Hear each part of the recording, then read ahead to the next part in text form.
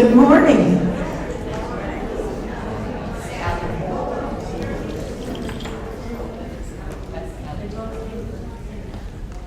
Welcome to those of you who are in our fellowship hall and audience today, and the audience who may be at home or who may watch the recording later. Welcome. Personally, I am especially excited to introduce our guest speaker today for the book group at Cedarfield. Chip Jones is a former Richmond Times-Dispatch journalist who has written this book after 5 years of research called The Organ Thieves, the shocking story of the first heart transplant in the segregated South. I am indebted to Jean Bodie, who brought this book to my attention. I read it and agreed with her we should do it in the book group. Then we found out the author is a local living resident, and we invited him. And here he is today with us. I asked a number of people what they thought about this book. Oh, many said it was interesting. Others said it was a sign of the times. There were others said there were medical marvels and advancements made. And I was the one who was appalled at this injustice to Bruce Tucker and his family. If you've read the book, you're well aware of a number of events in the history of Richmond. Starting in 1968, Bruce Tucker fell, injured his head, and without his consent or his family's consent, was a patient whose heart and kidneys were removed. Now, the police did attempt to reach his family by going to the boarding house in which he lived, but contact was never made. What is interesting in this book is Chip fairly tries to do what happened at the time, put it in perspective, and make us aware of what's going on today. The social injustice for minorities in our community. It took 54 years, but VCU just last week has apologized to the Bruce Tucker family and has committed to diversity, equity, and inclusion for the human and personal identification of each human being. Change keeps taking place, and this is encouraging. But Chip has brought change about. He's caused change. He's continuing to bring about change. VCU bought 4,500 books for its first year students and continue to integrate this book in their studies. Chip will be speaking at VCU October 12th and explaining the book from his perspective. Those of you who follow the news probably heard Doug Wilder, who was the lawyer for the family in 1972, spoke this week and said, I had no choice. I just had to do it. He's online. You can listen to all of his words. Here in our community resides Ted Marco. Unfortunately, he had surgery recently and is unable to be with us today. But Ted was a lawyer for the defense of MCV in 1972. He marvels at the medical advancements at the time. He had a background in pharmacology and knew many of the medical terms. This book just revolves about many, many aspects of injustices, medical marvels, and change in our society. I am delighted to welcome Chip Jones to Cedarfield.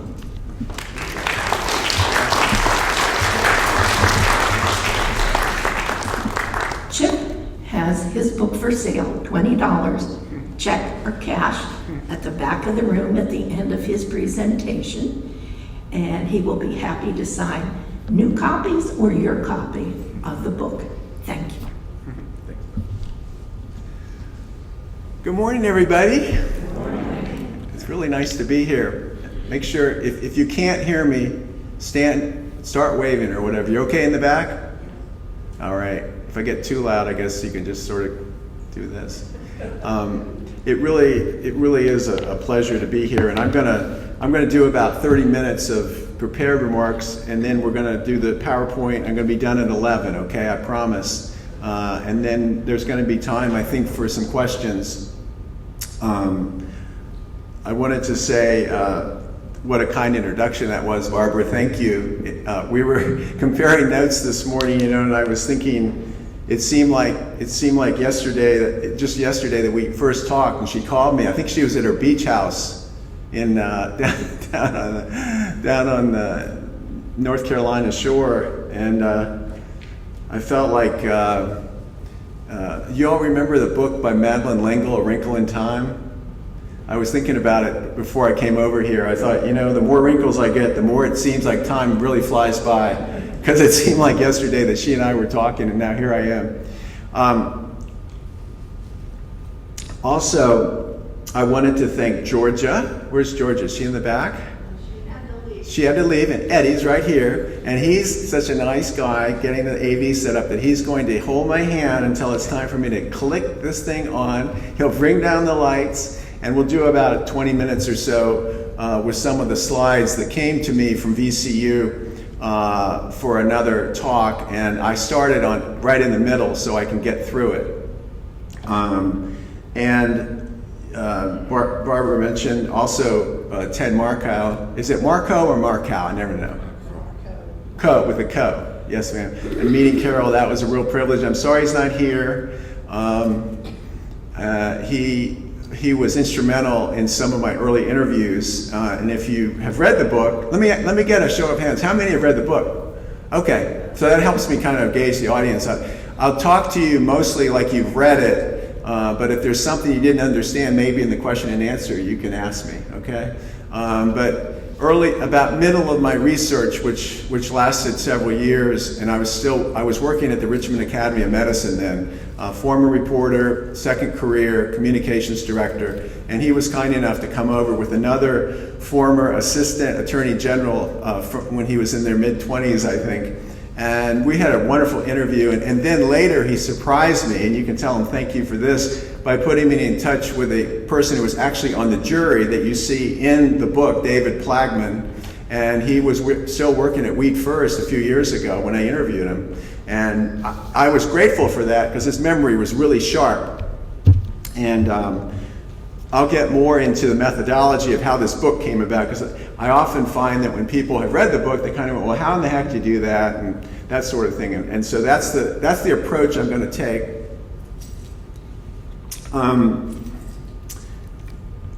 She already mentioned you're welcome to come down to VCU. I'll be doing more in-depth kind of discussion about the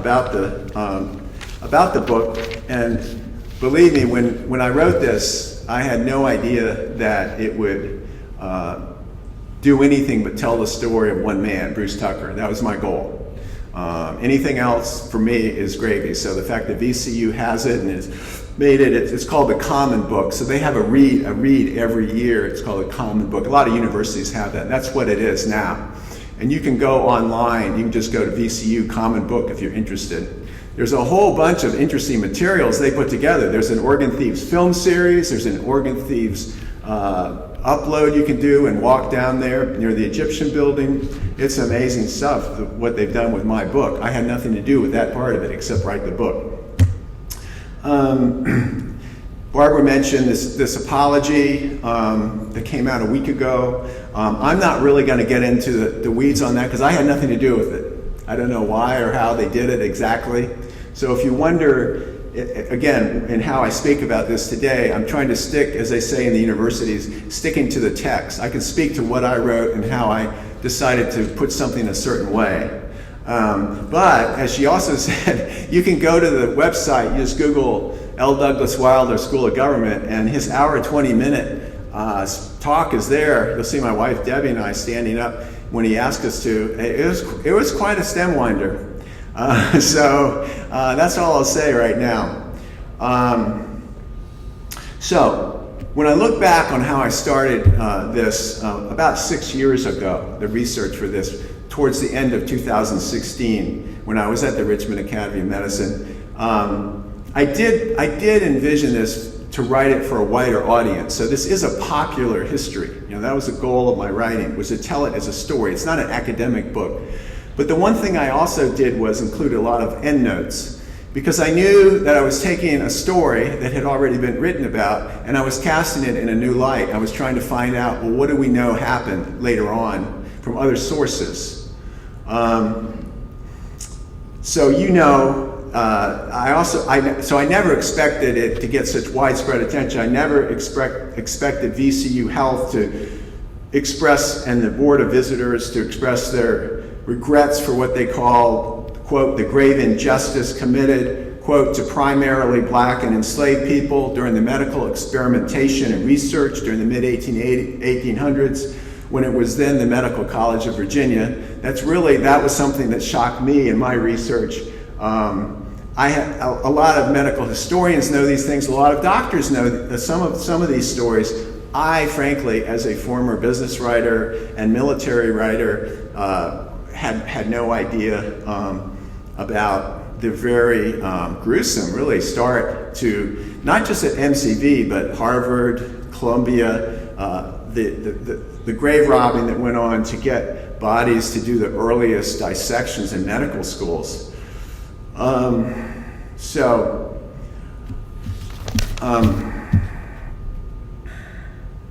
I'm gonna start by asking a couple of general questions though about writing in general beyond this book, because a lot of people always ask, where do you get ideas for books? And you can see on my website, Chip Jones Books, all the other books I've written. But people often say, how do you get the idea? And secondly, how did I get the question for this particular book?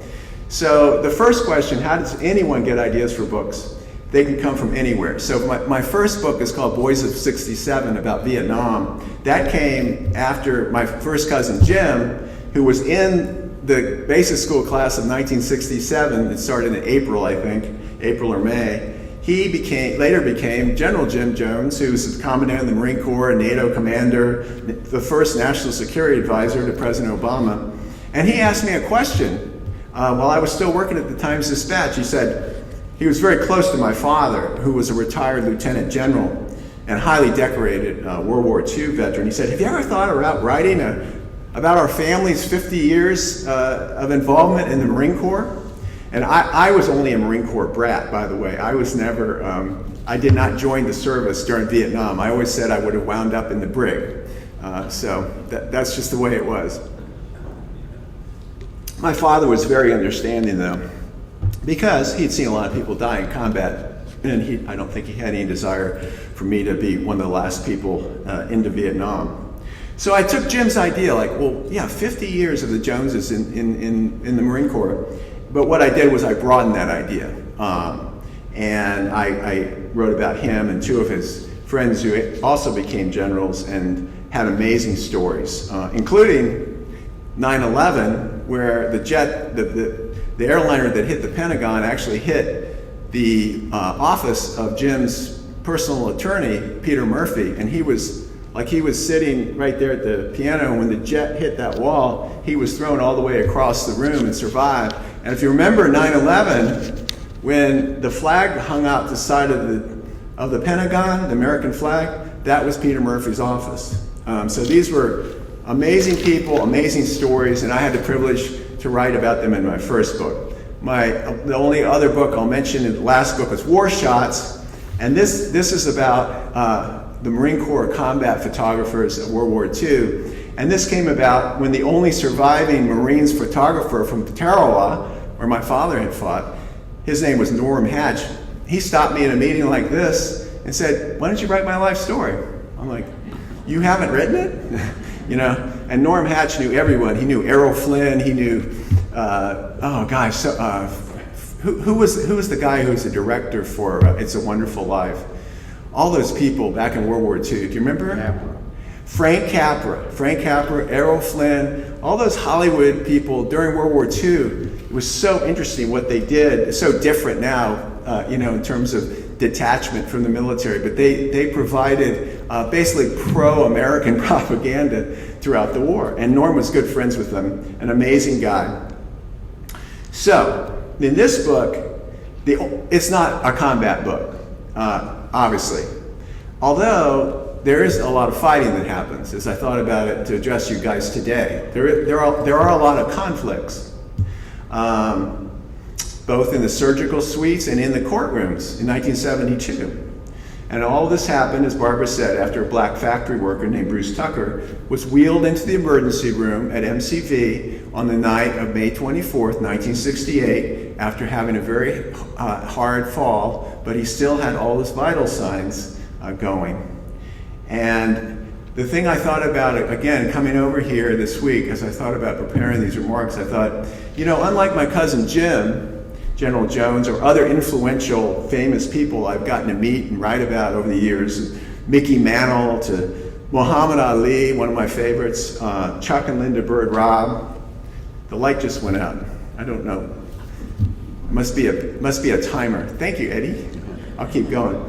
But unlike those people, Bruce Tucker wasn't famous, was he? In fact, in terms of most of his surrounding world, he was what used to be called a nobody. Or in the academic parlance that you might have read in my book, he was what sociologists describe as socially dead. Thank you. Thank you. Is that a battery or is it? I think it's a battery. Cool. Well, this guy knows what he's doing. It's always good. Just like good librarians are important to writers, good AV people are hard to find. Thank you. So Tucker was a kind of person that sociologists would later describe as, quote, socially dead. Okay. Don't worry about it. Don't worry about it. It's fine. Yeah. Hey, why don't you bring up the house lights a little bit, okay? That way I can see a little bit better. I won't squint so much. So you might recall from page 160, thank you, that's perfect. Thank you, sir. You might recall from page 160 of my book what medical historian Susan Lederer wrote concerning this, and she was using the work of another researcher, but she said social death, quote unquote, social death is what happens when a hospital patient is treated essentially as a corpse, though perhaps still clinically, quote unquote, clinically, and quote, biologically alive. And when you think about that, if you just sort of stop and think about that concept, it's really mind-boggling, isn't it? And disturbing. Because especially when you think if that person were you or one of your loved ones. And as I approached this book, I said I'll tell you how I wrote this book, and this is what I'm saying right now. The more I encountered about the facts of Bruce Tucker's life and his family's, and the cultural and social and political context in which it occurred here in Richmond, Virginia in the 50s and 60s, the more I came to understand how his status was right at the bottom of America's social ladder. A sort of, as I thought about as a former English major, a sort of contemporary version of the medieval great chain of being that once defined society right up into the Elizabethan age, right? I mean, a lot of us watched I love the pomp and circumstance of Queen Elizabeth. In fact, I saw her get off at the airport in 2007, by the way. That was a lot of fun. And I can tell you that Prince Philip stood there on the side of the airplane and looked down, and they were waiting for the red carpet to arrive. And he looked really bemused. And I was listening to all the wisecracking British press behind me. That was quite a moment. So I love watching, and I'm so sorry that Queen Elizabeth died. I don't get too hung up on a lot of the details of everything that went wrong with the royal family. But it was a lot of pomp and circumstance. And you think about the first Elizabethan age, and what happens if you're a serf or someone at the bottom of the chain of being. Bruce Tucker was at the bottom of our American chain of being, plus he was black, okay? But surely you might think we've progressed far beyond that sort of thinking, right? Most of us think so, and there's some evidence. There are good things that have happened in society. I'm not here to be a naysayer, and I've heard that from readers. Ones with much richer pedigrees or academic degrees than I happen to hold. Even some of the doctors and nurses that worked under David Hume, who's one of the surgeon who was his surgery was the head of the Department of Surgery during this time, and they still do, and they've told me they put him on a pedestal and insist I'm wrong on how I portrayed these events of 1968. Now, I'm not here to judge that, for one thing. Everyone's entitled to their opinion, or to play, quote, armchair psychologist. But I do often wonder if this resistance to revisiting the events of the past and what the whole story of what happened versus what we knew at the time, whether that kind of resistance to rethinking things might underlie some of the criticism I've heard. And I might add, inevitably this comes from white people. In fact, black readers sometimes say, and told me recently, I'm too easy on MCV in my book, and it's esteemed surgeons. And generally speaking, I can add, black readers get my book in a way that even I, as the white author, don't even get. That is, I never had to suffer the kind of second-class treatment or outright racism that they faced here in the 60s and beyond, and some tell me that they still endure on a regular basis. Just a few weeks ago, I was at the Branch Museum with a wonderful group that Barbara said she knew about and even been part of a little bit. And I highly recommend them to you. They're called Coming Together. They have a website. And it's a multiracial nonprofit organization whose stated mission is, quote, working together toward a racially healed world. And the facilitator at my table, they basically just have dinner and talk. And I was amazed by what a wonderful, kind of uplifting conversation it was. It wasn't like, how do you feel, as a white person who grew up around, I didn't grow up around, I grew up around DC or elsewhere. But she said, her name was Jo, and she told everyone at my table that she'd read the book twice. Now, as a native Richmonder and as a black woman, she told me that she knew a lot of the local history that I wrote about, that I learned in the process of writing this book. And she said that specifically in terms of the fears of going to the Medical College of Virginia for a black person. And her exact quote, I wrote it down, was, "You did a lot of research and you got it right." That was very humbling for me to hear. It was very humbling Monday night for Governor Wilder, and I was sitting right in front of him when someone said, "Well, what did he get wrong in the book?" And he basically said nothing. And he said, "You told it like it is." That reminded me of Howard Cosell, who I always enjoyed. So I'll take it in the spirit in which it was given. I'm glad that when African Americans read my book, there's an added dimension to what they get out of it. And all readers, I'm glad, get something out of it. Okay, so I'm going to move along here, and about 10 minutes maybe we'll start the slideshow, Eddie. Basically, when I look at what happened, just you got to boil it down to what happened to Bruce Tucker. I think he was an innocent victim of history. I think he was hanging on to a thin thread of life, even as his brother William and his other friend and some other friends were trying to figure out where he was, laying in this comatose state at MCV all day before they took his heart out and his kidneys. I think that the folks on the other side, William and his friends, they had little chance of countering the forces of the establishment at that time.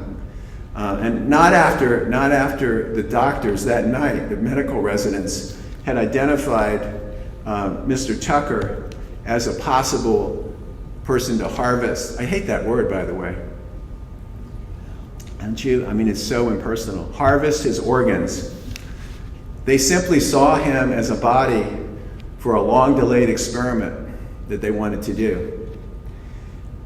Now, as you know from the book, there is plenty of precedent for objectifying the lives and bodies of Black Virginians. And it's something that today, the more enlightened thinkers at VCU Health and School of Medicine are grappling with. And they've started a program called Health and Medicine, and they use my book in it.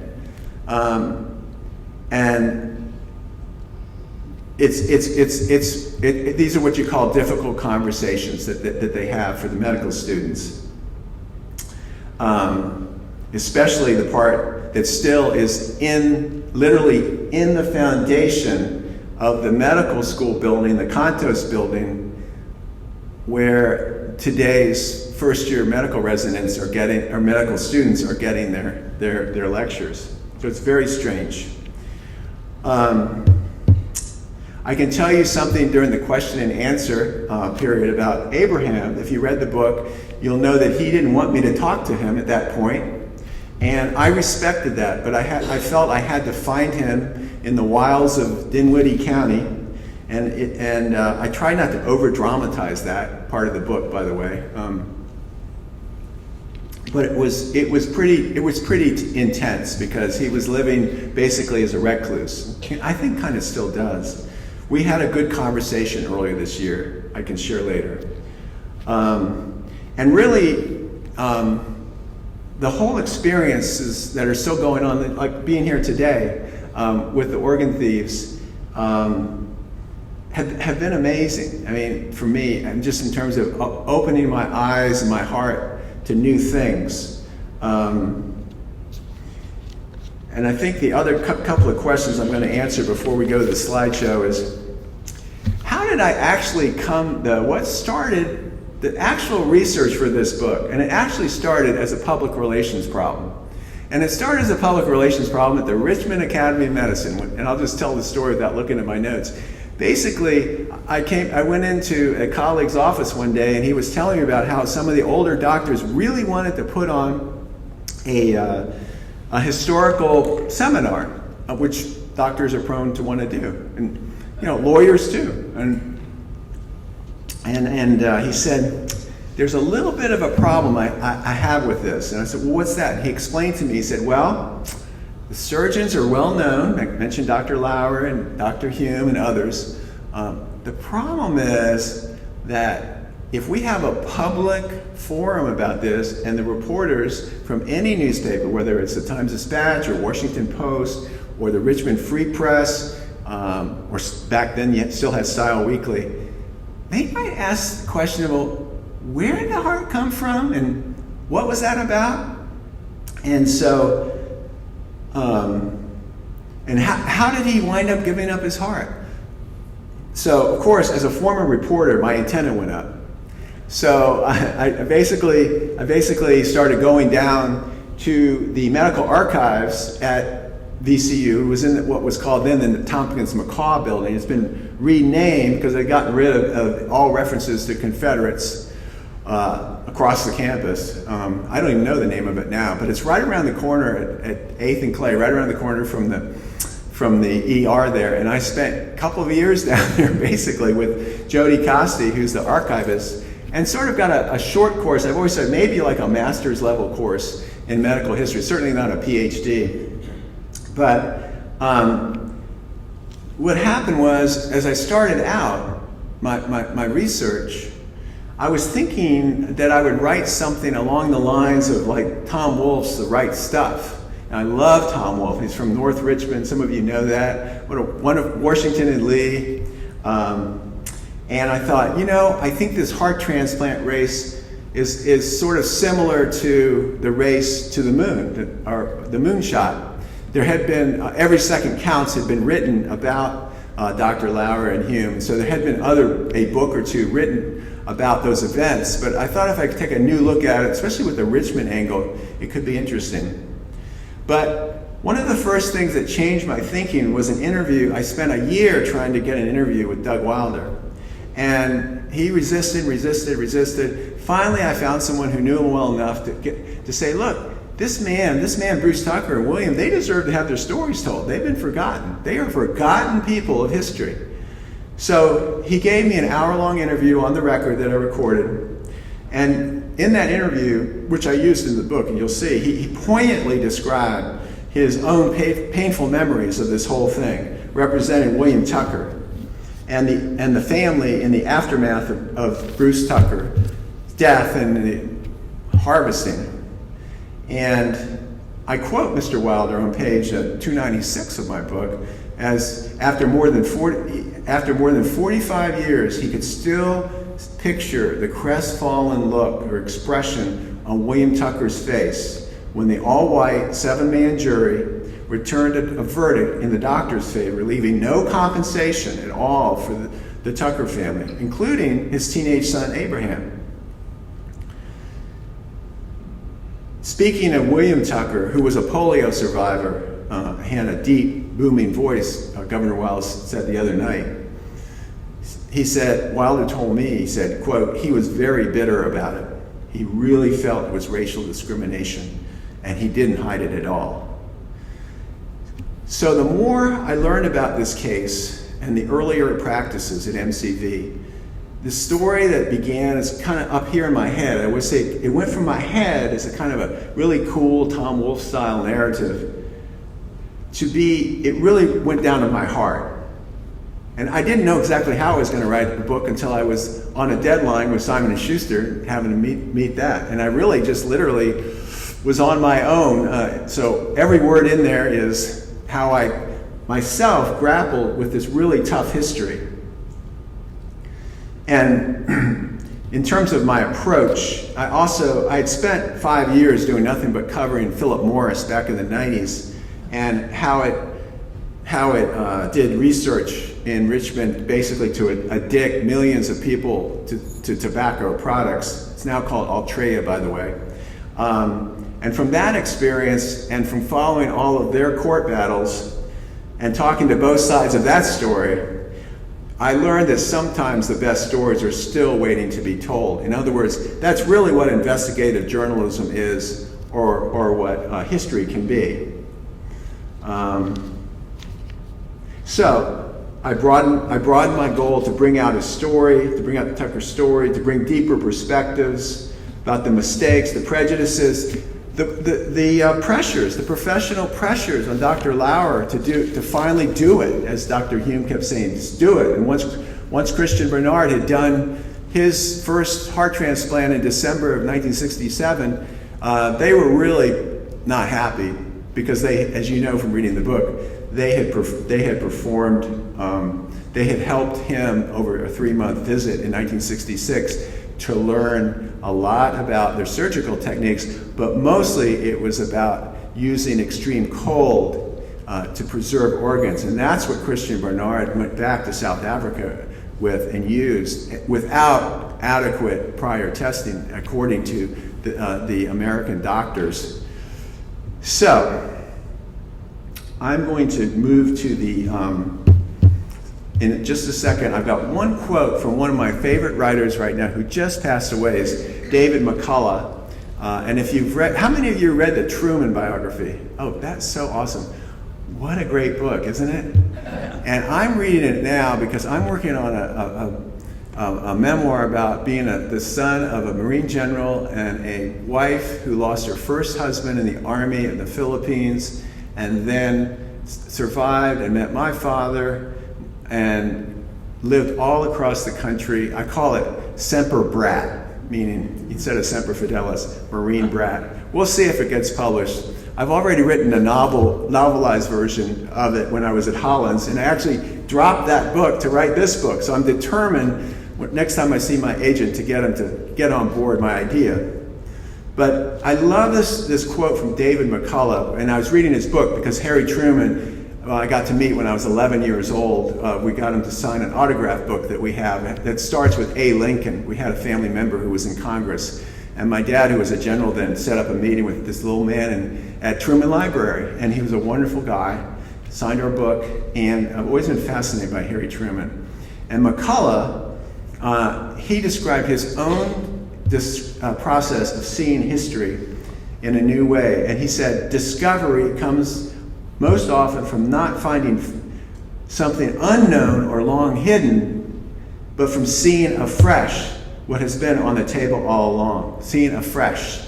And I love that idea, don't you? Because I think that seeing afresh is not only the essence of history, but really of most worthy endeavor, whether it's the arts or music or science or religion or education or law. The list is as endless as a college course catalog. So I think in the interest of time, I'm going to ask Eddie to go ahead and I'll turn on the clicker here, and we'll go through some slides and be done at 11 o'clock, and we will take questions at that point. Thank you for your attention, by the way. I hope I've explained a little bit about how the book came into being. Once you get me talking about it, it's hard to stop, so I'll take a sip of water. So here we have some samples of headlines from 1962 and 1963, when the Medical College of Virginia was getting plenty of great coverage from the local paper, the Richmond Times-Dispatch, and the Evening News Leader, as you might recall. And you'll note the headline there, MCV staff has performed 10 transplants of kidneys. And that was under Dr. Hume, of course, who was one of the nation's leading kidney transplant surgeons. And I noted the date on that was October 10th, 1963, which was more than a month before the assassination of John F. Kennedy. It has a byline, Beverly Orndorff. And you'll meet Bev in my book, or you've met him. And I knew Bev and had the pleasure of working with him in the 1990s when I was there at the Times-Dispatch. And the interesting thing to me was that Bev was one of the first science writers in the United States. So all these headlines about kidney transplants and so on was part of a push in American journalism to inform the public more about science and medicine, especially science after Russia launched Sputnik in 1957, and we had the gap, the missile gap and everything, at least the alleged missile gap. And I think history is pretty circular and cyclical in lots of ways, because today now they talk about needing more STEM science and STEM teachers. So some things kind of never change. Okay, let's see. Oh, yes, thank you.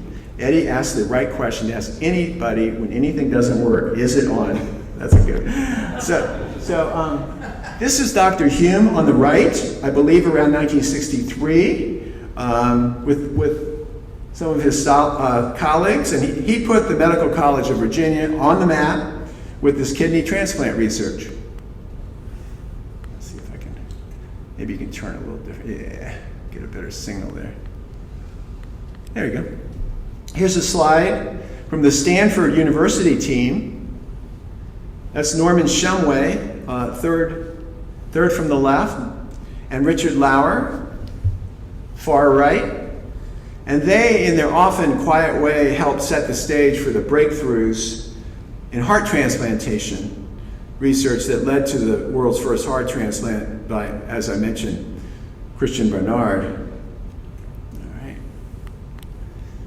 So you'll read early in my book about Dr. Lauer and Shumway's extensive use of dogs in their heart transplant research in San Francisco. That was when Stanford Medical Center was actually in downtown San Francisco. All right.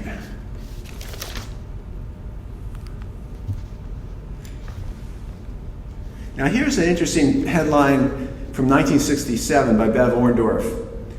The article documents, because I know you can't read it, so it documents how a dog who'd received a transplanted heart had lived for a year and managed to give birth to a litter of 6 puppies. And he reported, quote, "This event is tied in with a larger lesson being learned by MCV scientists, namely heart transplants are moving from the realm of possibility to probability." And that, obviously, his prophecy came true by the end of the year. This is Dr. Lauer on the left with his research team conducting some type of operation on an animal. I'll just keep going here. Let's see, there's another animal. Okay. This is a very important headline here. Surgery team chief worked at MCV in '66. And then on the left side, it talks about human heart transplant held success. So the below the fold headline about him being here, this reflects, it became sort of a source of professional jealousy and some resentment for Dr. Hume in particular, that this flamboyant, colorful, whatever, celebrity-oriented guy, Bernard, back in South Africa, that he decided to take the techniques they had spent years on, I mean, more than a decade for sure, and just in less than a year was ready to do this heart transplant. Oh, that's a blank one. Okay, so this is Dr. Lauer, Richard Lauer on the left, and what was called MCV Hospital on the right at the time of the '68 heart transplant. And that's where, today it's called West Hospital. That's at 12th and Broad. And you can pull up down there, right in that front circle, and see the plaque that talks about all this. But this is where the ambulance brought Bruce Tucker from after he hit his head on the night of May 24th, 1968, and had his heart transplanted into the chest of a white businessman from Orange, Virginia, Joseph Klett, who suffered from chronic heart disease. Here's the headline about the first transplant in Virginia. And it's really below the fold. It's kind of played down in a strange way. And I think what happened was because the Times-Dispatch did not break the story. This is just my guess of why the editors played it this way on a Sunday front page. You know, back when the Times-Dispatch had like 250,000 daily readers on Sundays. They say that the headline is very bland. Heart transplant operation performed here by MCV. You'll read in the book, and you can look in the footnotes, I found out that Bev actually, I'm glad he corrected me on this when he read that chapter for me ahead of time. He actually was visiting his family up in the Shenandoah Valley and was not there that night. And so a junior police reporter did a really good job trying to cover the story, but since they didn't break the story, it was kind of played down. So on the right, you see here a family photo of Joseph Klett, and on the left you see some who received the heart. You see some of the historical context about the successful operation. You can read that, okay, that's good. 16th heart transplant in the world, 9th in the US, and 1st in Virginia. Here's Bev. He's sitting there I don't know if you can see, I'm blocking, am I blocking you guys? Oh, I'm sorry. Okay. I love this picture just because it's so old-fashioned. I think I started the newspaper business in the late 70s, and those teletype machines probably still around. But Bev is interesting. His own story within the story is amazing, and I'm really glad that he has confirmed the facts of a book and is a big supporter. because, see, he personally publicized all of this great research and accomplishments that MCV had been doing, but he was soon ostracized after he publicized, had the gall to write the name of Bruce Tucker, and even worse, put a human face on the story. MCV was planning just to kind of keep his name out of it. They claimed they had a perfectly legitimate excuse. They said, we don't discuss transplant donors' family names. Of course, it becomes sort of a catch-22 when you consider they never asked the Tucker family in the first place. But the point is, Bev was ostracized for the next year by the surgery department that he basically single-handedly helped put on the map. Or at least he helped them with get a lot of national publicity. I mean, I'm sure the journals, JAMA, ran a lot of medical articles, but Bev was pretty much, he was the Richmond-based reporter writing about everything coming out of MCV, and they were so mad at him for having the gall to tell Bruce Tucker's story. And as a former reporter, that just really stayed with me. And on some level, you know, I'm kind of following in Bev's footsteps. Here's the first headline about Bruce Tucker that ran in the paper, and the only extant picture that I know of. I couldn't get a family photo, but the Times-Dispatch leadership allowed me to use this in the book.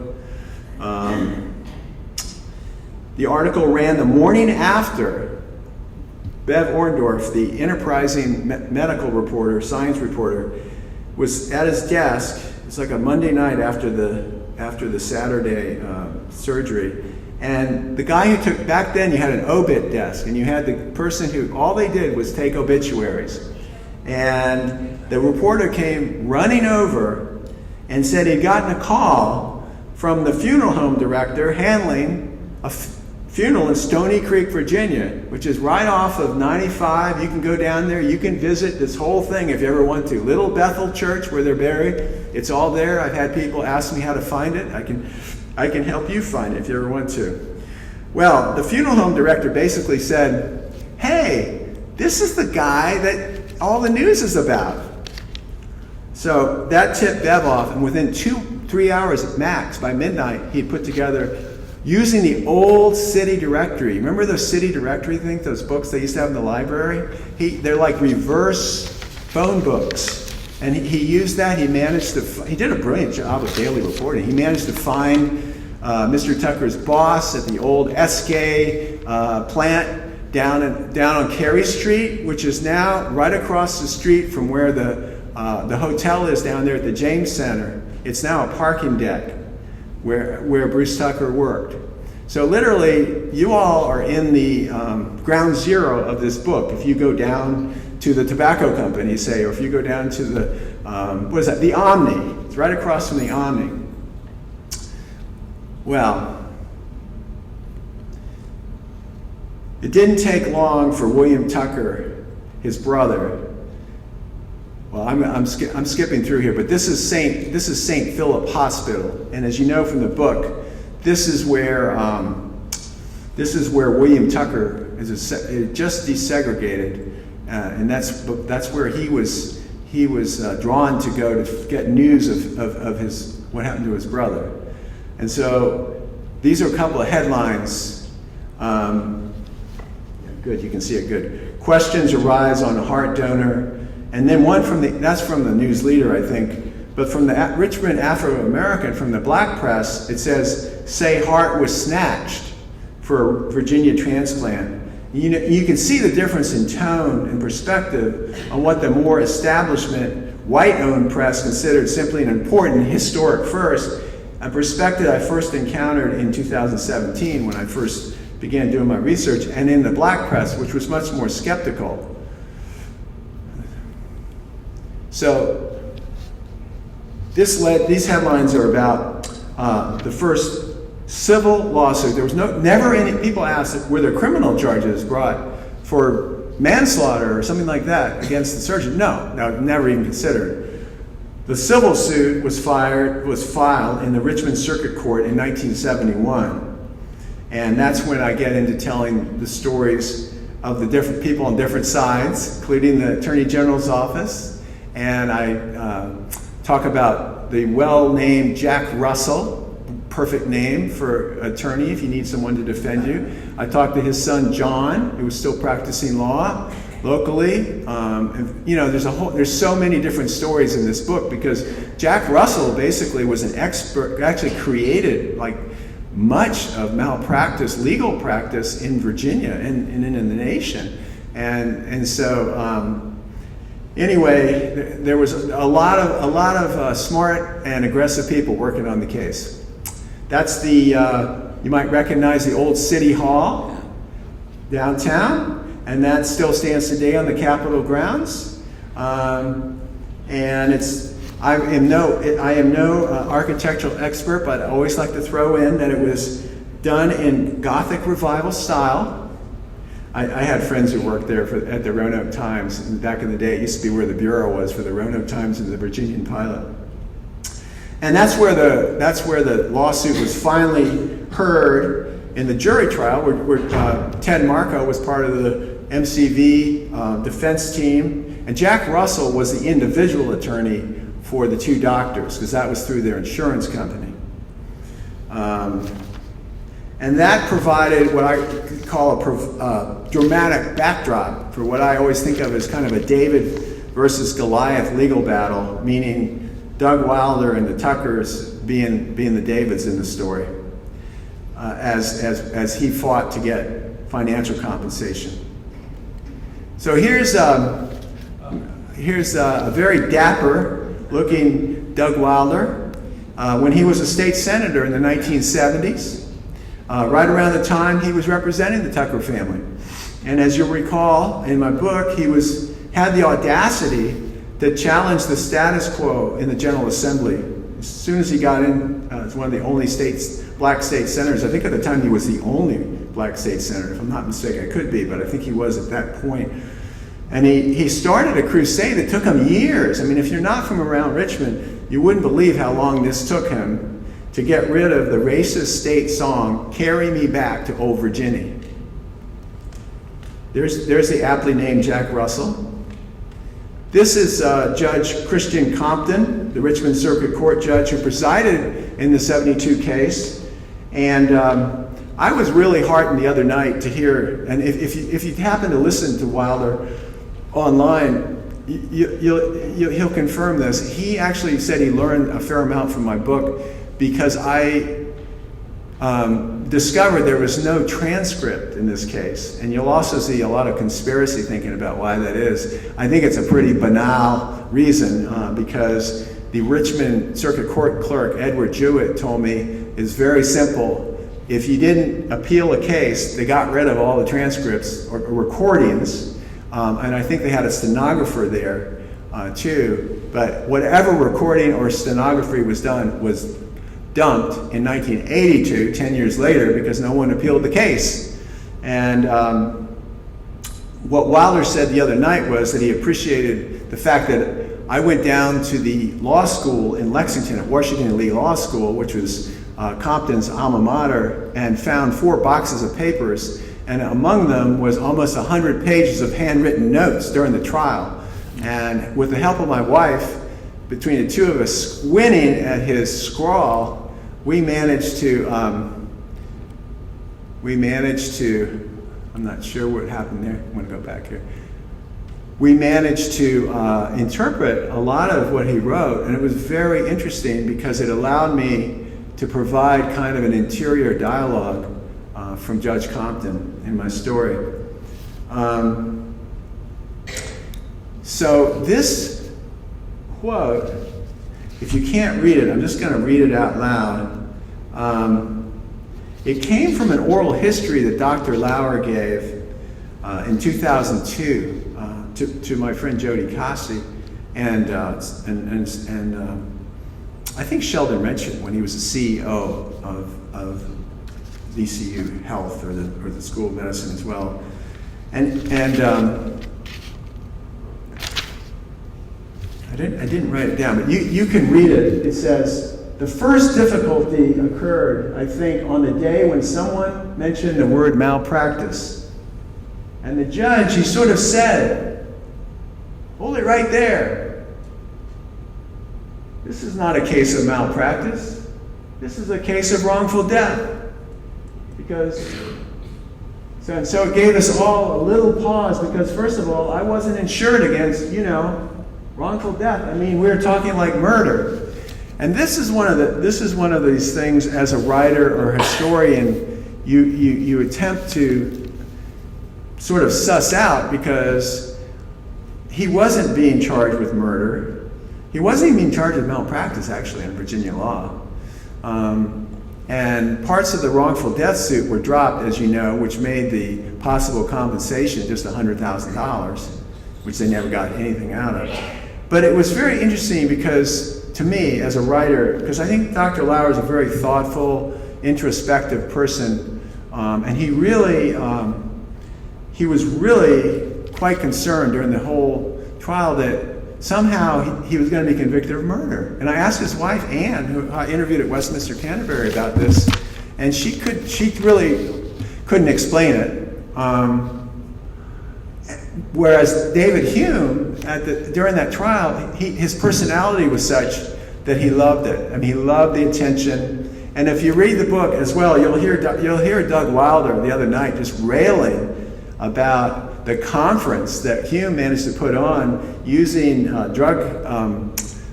pharmaceutical company money. He invited all the top medical ethics and brain death people in the country to Richmond. They stayed at the John Marshall and put on a conference. Well, it just so happened that's when the trial happened, so he brought in all these world experts that convinced the jury that they should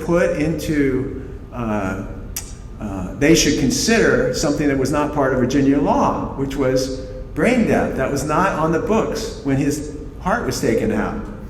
And I think I'll conclude my prepared remarks, and then if someone wants to bring the lights up, we can start the Q&A. The interesting thing to me about the brain death question was that, and you'll see, it's a very complicated set of decisions Judge Compton made, because initially he was sticking to the law, which was to define death by what we think of as, pulse, heart rate, and respiration.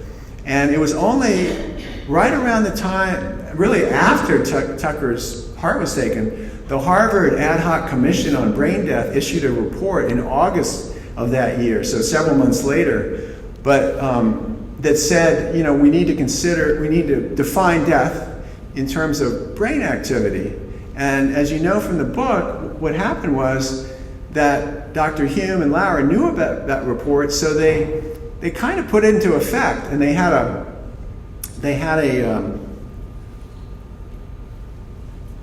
neurologist come in, and I found his testimony fascinating because I think he was from Iran, and he got into an interesting back and forth with Wilder about the definition of death. He was Dr. Hushman, as I recall, and but what they did was they used the idea of brain death to get the doctors off, even though it wasn't part of the law. Okay, so I mean that's what you do when you're a good lawyer. You can introduce things that could be considered, and that was something that Judge Marco alerted me and a couple of other legal experts that it is within the purview of a circuit court judge to suggest things that should be considered, such as brain death, and so Judge Compton was able to, in the middle of the trial, to say, I'm going to allow that testimony by all of these experts to be considered, and that's what held the day. That's what won the day. Even though, I should add, the state code also had a 24-hour waiting period for before you could remove an organ, which dated back into the 1880s. And so, as a non-lawyer, as a non-jurist, I was thankful to those who are legal experts to try to help me sort out the legal aspects of this. But where I always end this is and I'll look back at my notes here because I kind of dropped my talk here to get the slides in. I wound up just coming to my own conclusion that one can debate, Bruce Tucker's clinical condition and whether he would have lived or not, and you could justify the operation. In fact, he wasn't going to live, so you're going to let someone else live. You can have that debate, and I respect that. But what is not debatable is that ethically and morally, the rights of Bruce Tucker and his family were not respected, and that to me,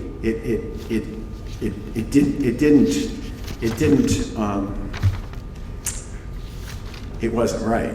And one of the things I noted earlier that I dropped from my talk, but just to share with you, that sometimes your research is kind of funny, and late in the game of my research, I somehow saw a citation to what turned out to be like the Bible for transplantation ethicists. It's actually called Transplantation Ethics. It was published by Georgetown University Press, and by Robert Veach, who's recently passed away, and Lainey Ross. And they actually, much to my amazement and thankfulness, they had an entire chapter on the Bruce Tucker case. So it's funny how research and how books can, I'm just being honest with you, I didn't go into my point of view on it because of them, but I was so glad to see they supported kind of where I'd come just as a human being. The quote that I wrote down that I thought was so significant was, the Tucker case was to become the first widely public controversy about the question of when a person is dead. Many interpret the case as establishing a brain-oriented definition, for the state of Virginia, which it did the next year, as you know, and if you read the book in 1973. And Doug Wilder actually worked with some of the lawyers in the Attorney General's office to come up with legislation to allow for brain death. So many interpret the case in establishing a brain-oriented definition for the state of Virginia. But these two top medical ethicists also say it could be equally viewed as the first case where a ventilator was disconnected for the purpose of causing the death of a patient by traditional heart criteria in order to procure organs for transplant. So these are the difficult issues that, thankfully, today's School of Medicine are discussing. They're having lots of seminars. I'm very humbled as a non-physician that my work could help advance the discussions. I'm glad that VCU is talking about it, and I'm glad that you guys read the book, and I appreciate your attention. Thank you.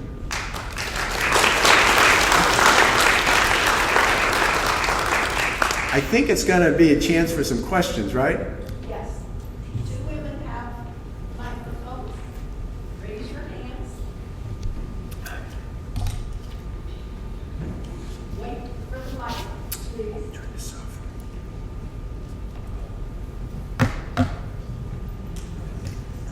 I'm a native of Richmond, but I left here. Closer to your mouth, please. I left here to go to Northern Virginia in 1965. I really haven't read the book. I didn't know a lot about this. But I want to say my stepfather, who died in 2011, was a urologist here in Richmond and practiced at MCV. And he never mentioned any of this to me. My question is, did you interview in their later lives any of the just people who got involved with the case, any of the urologists who practiced?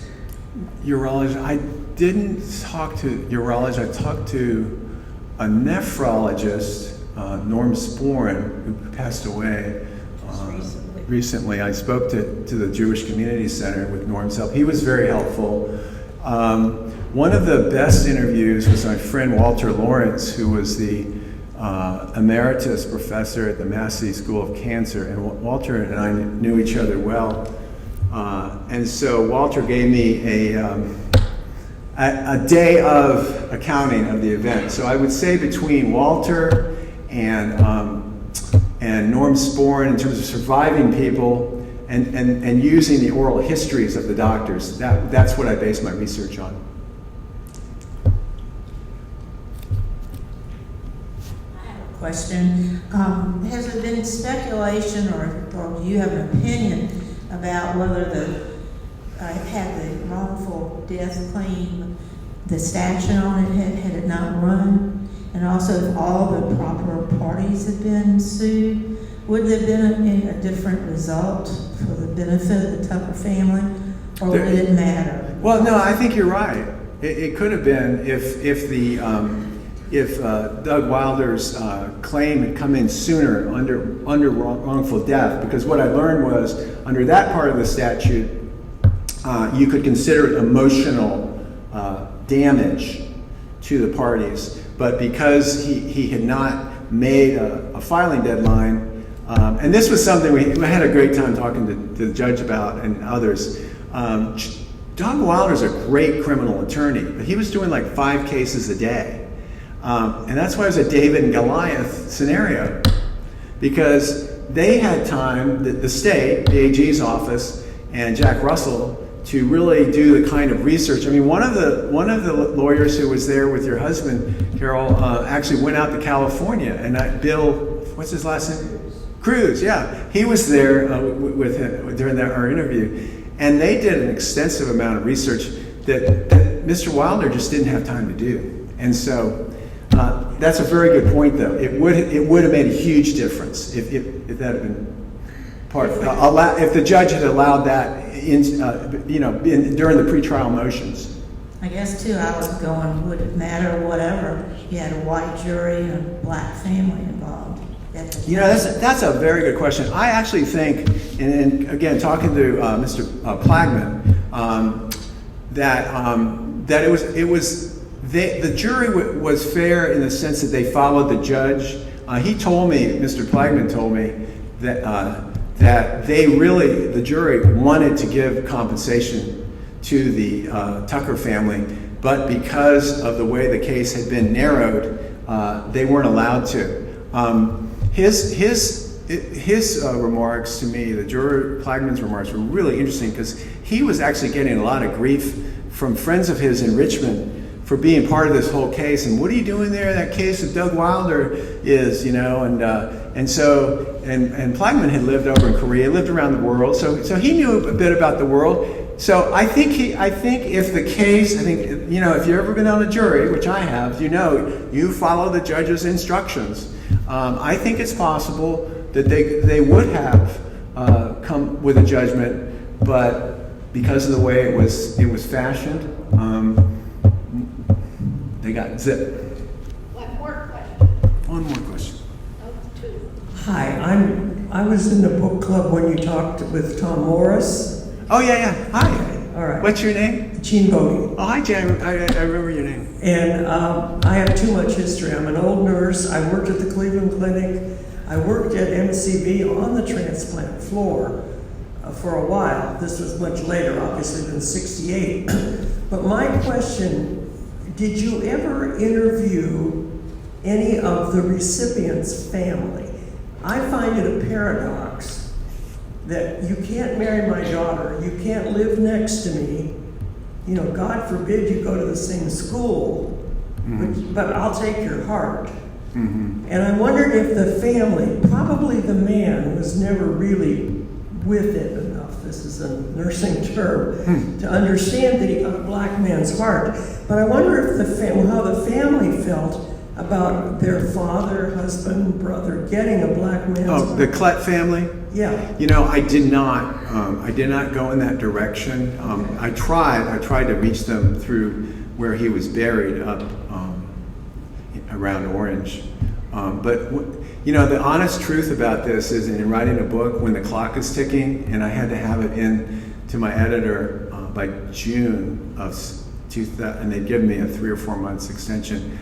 I just had so much material that I decided not to spend too much time trying to find them. And also, one thing I learned from talking to Abraham Tucker and his cousin Shirley down in Florida, who helped me, I didn't want to re-traumatize people about this. I mean, you know, it's like, hi, I'm writing a book about your father, and he died 8 days later. You know, Mr. Klett did. So, no, the truth of the matter is, on any book like this, any nonfiction narrative, you have to make a lot of, sometimes very quick decisions. But that's a good question, and I didn't. One of the other comments I'd like to make is, having worked at MCV on the transplant floor, David Hume, his picture is still up there. Now, I'm an old nurse, I know doctors. Think about the ego that it took to transplant the first heart. I mean, how sure of yourself do you have to be to do that? Now, here's a man who they told him, do not fly today because of the fog, and don't fly alone. So what did he do? He flew alone, and he flew into a mountain. And you know, everybody was all upset about it. I thought, God, his ego, if he'd only... Well, you've got to have a strong ego. And talking to Ann Lauer, you know, even someone who's low key like Richard Lauer was, look, I mean, you got to have a strong ego. But thank you very much. I enjoyed the You're book welcome. very much. You're welcome. One more question? One moment for the microphone. This will have to be the last Thank you. question. I'm sorry, Barbara. It's on. Is it on? I hear you. Hi. How are you? I enjoyed this. Thank you. My name is Carter McDowell. Carter? Carter. First name Carter. Carter. Hi, Carter. Yeah. Am I doing this I can right? hear you. Yeah, Okay. Carter. All right. Okay. Okay. I appreciate what you have done for me today is your comment about David McCullough's comment, seeing afresh. Mm-hmm. I was married to an orthopedic surgeon who died a couple of years ago. Sorry. We moved to Richmond in 1965. We moved next door to Chris Compton. Oh, is that right? Wow. And, Amazing. And we knew Dick well. So my approach has been to this whole thing has been from the medical perspective and also the definition of death. And my husband, Please, say, your question is? my question is, it isn't a question, it's a comment, it's a thank you. Oh, thank For you. seeing afresh. Oh, thank you. And I also wanted to comment that at the time, in 1972, the approach of most doctors was the medical progress and unaware of what you've written in your book. Mm-hmm. So I want to thank you for seeing afresh. Thank you, Carter. I appreciate it. Uh-oh, we got one more. This is a good sign. I like questions, but I know we're going to have to finish. And when it's all over, I'm going to wind up back there and put my mask on. And if you want me to sign your book, or even if you want to buy one, great. I'm not a book peddler, so I don't have any credit card stuff. I just take checks and cash. Yes, ma'am. Thank you very much for reading your perspective. Thank you. I'm a retired physician, and end-of-life conversations are always very, very difficult, especially when somebody's life is ending very roughly. Yeah. One of my best friends is the first Black woman transplant surgeon in this country, and she often gives talks about the need for more donors. So I wondered how your book, or this particular case, has affected donation among the African American community and in Richmond compared to the rest of the country. You know, I don't know the answer. That's a good question. The book was used by Northwestern, and it's on my website. You can see the interview with NBC in Chicago, and Northwestern had a program because they had one of the only Black, I think, heart transplant surgeons in the country there. And I was amazed in 2020 or 21, there's only 10 Black heart transplant surgeons still in the United States. I don't think my book, you know, and I've always talking to audiences, I would never discourage being an organ donor. I think the problems are deeper than anything with my book because of issues about poor primary care and so on. And through COVID, you saw that there's a lot of vaccine reluctance in minority communities. So the answer is I don't know. I think VCU right now is doing a really good job of trying to kind of start and continue more conversations in the Black community with ministers. You know, early on there was the physician who's the head of the Massey Cancer Center is an African American doctor. So it hasn't, thankfully, it hasn't stopped people from being organ donors. You know, you talked about end of life. I was part of a program like that at Richmond Academy, and they still have it. Honoring Choices Virginia. I saw them start this. And the one thing people say, well, what should I do with this book? And I said, you should ask questions of your physician and make sure that your wishes are very specific in your medical record, your electronic medical record, so that if something happens, which is going to happen to all of us, some of us will go in different ways. That's the only thing I can say. But certainly, I think the broader question you've raised is the good, positive news on this book, because there's a lot of you could just get down on the past, is that it is used for a lot of conversations among 20 and 30 something medical students, and with more and more physicians who are physicians of color, they face a lot of implicit bias too from patients, and so the issue is called historical trauma. And I mention it in the book, and where, if you're from a population that doesn't trust physicians, that's trauma. And the reason for the trauma for a lot of people in Richmond was not just Bruce Tucker, but was everything else that's in the book. But right now, there are positive conversations, and I'm sure, any good physician now, is aware of what they call, implicit bias. If you meet somebody, doesn't matter if they're a person of color or if they're gay or if whatever. If they're like me, they're too verbose. How you feel about them? If I'm wearing my Kansas T-shirt and I go into West Virginia, they'd probably kill me. In fact, that happened recently. They didn't kill me, but the people in West Virginia hate Kansas. So there's implicit bias in every human being. But the question is, what do you do with that? And how do you learn to talk to or discrimination against people who are mature, like us? Age discrimination. So it's an amazing, mind-blowing topic you've raised. So thank you. Just one more. Sure. This is Oh, sure. a bid for all of you. I am an organ donor. I beg you, I implore you, if you have done your homework, I will call it, and some of you did meet with Honoring Choices people when they were here. Oh, really? Good. Please consider being an organ donor. I really urge you to think about this sincerely. It was, for me, I was able to do it while I'm alive. It was the greatest moment of my life. And I hope you will consider doing that as well. Thank you. Thank you. Well, I want to thank all of you for coming, and so grateful to you My pleasure. for coming and enlightening all of us and writing this fantastic book. Well, thank you so Thank much. you all. Thank you.